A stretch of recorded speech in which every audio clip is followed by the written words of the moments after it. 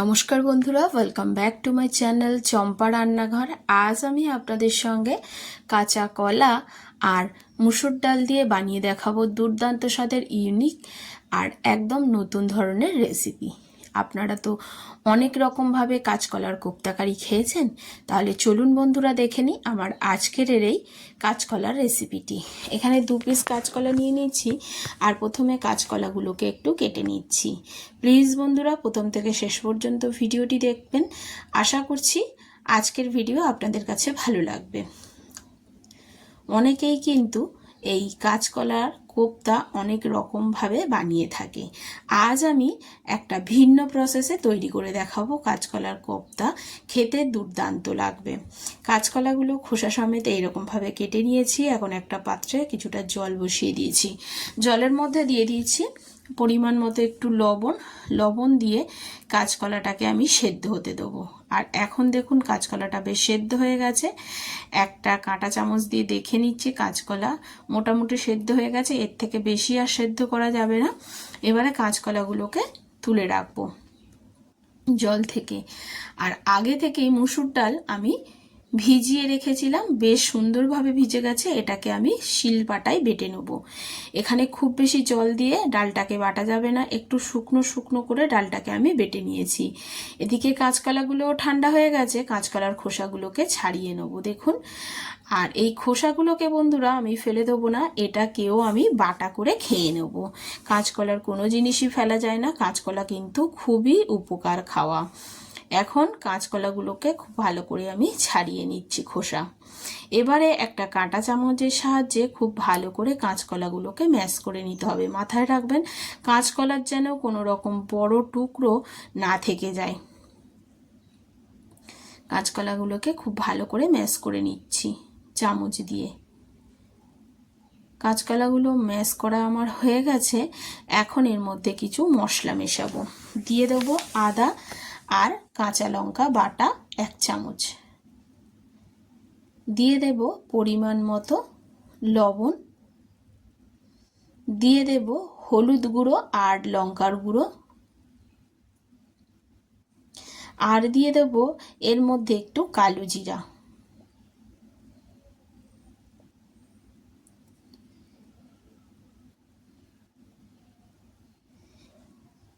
এবারে এই সমস্ত উপকরণগুলোকে দিয়ে খুব ভালোভাবে ডাল আর কাঁচকলাটাকে মেখে নিতে হবে একত্রে। মেখে একটা ডো তৈরি করে নিতে হবে ডাল আর কাঁচকলার। খুব ভালোভাবে ডাল আর কাঁচকলাটা মাখা আমার হয়ে গেছে। এখন এগুলোকে থেকে আমি কিছু কোপ্তা বানিয়ে নেব।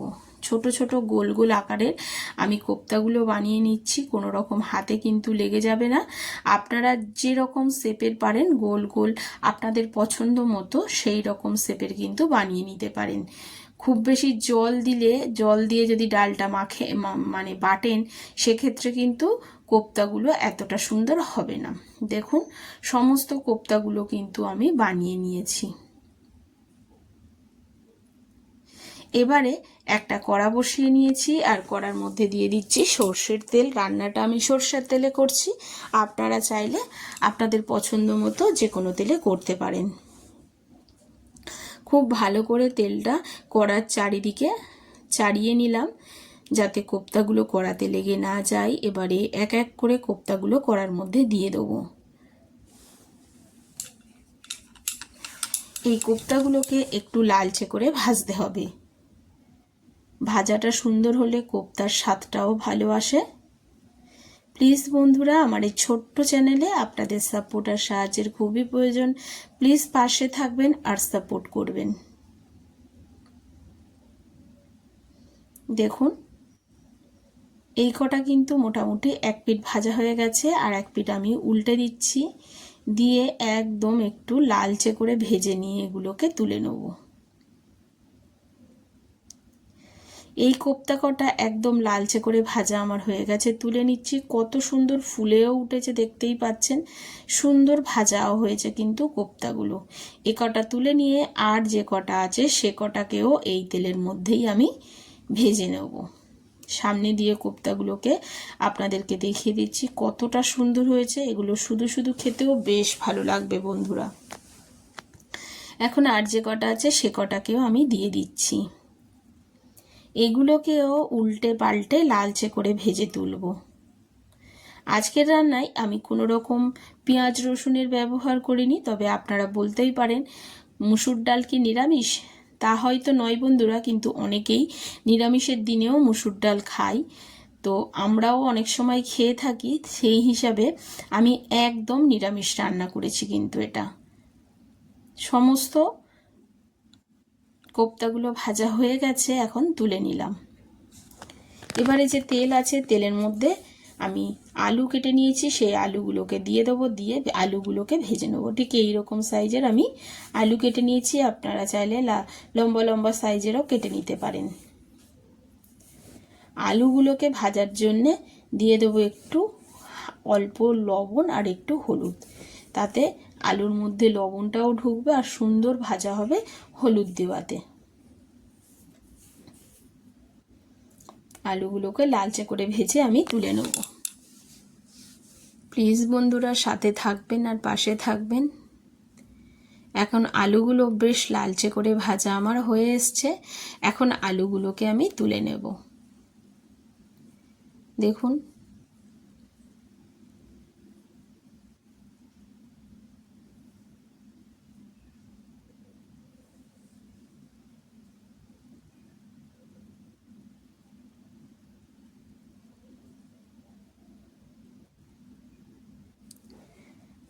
আলুগুলো ভাজার পরে যে তেল থাকবে, সেই তেলের মধ্যে ফোড়নে দিতে হবে গোটা জিরা, দিয়ে দিচ্ছি একটা দারচিনি আর শুকনো লঙ্কা। এবারে এর মধ্যে দিয়ে দেবো আদা আর কাঁচা লঙ্কা বাটা আর কিছুটা টমেটো কুচি। আদা আর কাঁচা লঙ্কাটা একসাথে বেটে নিয়েছিলাম, সেটাই দিয়ে দিলাম। এবার টমেটো, আদা আর কাঁচা লঙ্কাটাকে খুব ভালো করে নাড়াচাড়া করে একটু কষিয়ে নিচ্ছি। এবারে এর মধ্যে দিয়ে দেব, যেহেতু এটা একদমই নিরামিষ, তার জন্যে এর মধ্যে আমি একটু হিং ব্যবহার করব। তবে আপনাদের কাছে না থাকলে দেওয়ার দরকার নেই, তবে হিং দিলে সুন্দর একটা স্বাদ বা গন্ধ আসে। তার জন্য এখানে তেলের মধ্যে একটু হিং দিয়ে দিলাম। হিংটা দিয়ে দেওয়ার পর এর মধ্যে আমি দিয়ে দেব জিরে গুঁড়ো, ধনিয়া গুঁড়ো, লঙ্কা গুঁড়ো আর হলুদ গুঁড়ো পরিমাণ মতো। অল্প একটু জল দিয়ে আমি, যেহেতু গুঁড়ো মশলা, এটাকে কষাবো। একটু জল দিয়ে কষালে কষানোটা ভালো হবে, তার জন্যে একটু বাটিটা ধুয়ে জল দিয়ে দিলাম, দিয়ে খুব ভালো করে কষিয়ে নিচ্ছি। কষাতে কষাতে যখন দেখবেন ঠিক এই রকম তেল ছেড়ে দিয়েছে, তখন এর মধ্যে দিয়ে দিতে হবে আলুগুলো।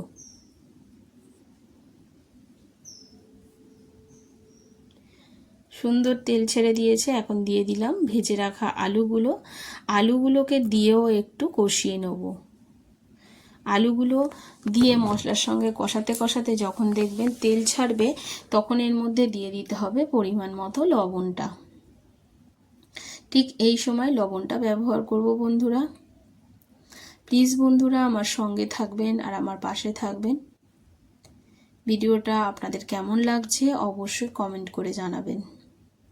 সুন্দরভাবে কষানো হয়ে গেছে, দিয়ে দিচ্ছি পরিমাণ মতো লবণ। লবণটা দিয়ে আবারও একটু নাড়াচাড়া করে নেব। এবারে দিয়ে দেবো ঝোলের পরিমাণ অনুযায়ী জল। খুব বেশি ঝোল রাখবো না, একটু গামাখা গামাখা রান্না হবে। আর যেহেতু ডালের আর কোপ্তাগুলো, তার জন্যে কিন্তু ঝোল কিন্তু টানবে, সেই পরিমাণ অনুযায়ী কিন্তু জলটা ব্যবহার করতে হবে। এখানে মোটামুটি গামাখা হওয়ার মতো একটু জলটা ব্যবহার করলাম মশলা দিয়ে কষাতে। আর আলু আগে থেকে ভেজে নিয়েছিলাম, তার জন্য কিন্তু আলু প্রায় সেদ্ধ হয়ে গেছে। এখন দেখুন ঝোলটা কিন্তু বেশ ফুটে উঠেছে। ঠিক এই সময় এর মধ্যে দিয়ে দেব কাজু বাদাম বাটা, তাতে ঝোলটা বেশ ঘন হবে, টেস্টটাও ভালো হবে। একটু কাজু বাদাম বাটা এখানে ব্যবহার করছি। এই সময় দিয়ে দিলাম কাজু বাদাম বাটা, দিয়ে একটু নাড়াচাড়া করে এবার একটু ফুটিয়ে নেব। যখন ঠিক এই রকম ফুটে উঠবে, এবার এটাকে ঢাকা চাপা দিয়ে মিনিট 6 মতো একটু লো ফ্লেমে রান্না করে নেব। 6 মিনিট পরে ঢাকাটা খুলে নিয়েছি, আর আপনাদেরকে দেখাবো ঝোলের কালারটা কতটা সুন্দর এসছে, আর আলুগুলো সুন্দরভাবে সেদ্ধ হয়ে গেছে। দেখুন, সুসিদ্ধ হয়ে গেছে আলু, বেশি ঘাঁটলাম না, ভাঙলাম না। এখন এর মধ্যে দিয়ে দেব গোটা জিরে, গোটা ধনিয়া আর গোটা গরম মশলা, আগে থেকে ভেজে গুঁড়ো করে রেখেছিলাম, সেই গুঁড়ো মশলাটা ব্যবহার করলাম। সেটা আর দেখাইনি, ভিডিওটা বড় হয়ে যাওয়ার জন্য। গোটা জিরে, গোটা ধনিয়া, গোটা গরম মশলা একসাথে শুকনো খোলায় নাড়াচাড়া করে গুঁড়ো করে রেখেছিলাম, সেটা দিয়ে দিলাম। দিয়ে দিলাম একটু চিনি। এবারে দিয়ে দেবো কোপ্তাগুলো। চিনিটা দিলে যেহেতু নিরামিষ, টেস্টটা ভালো আসবে।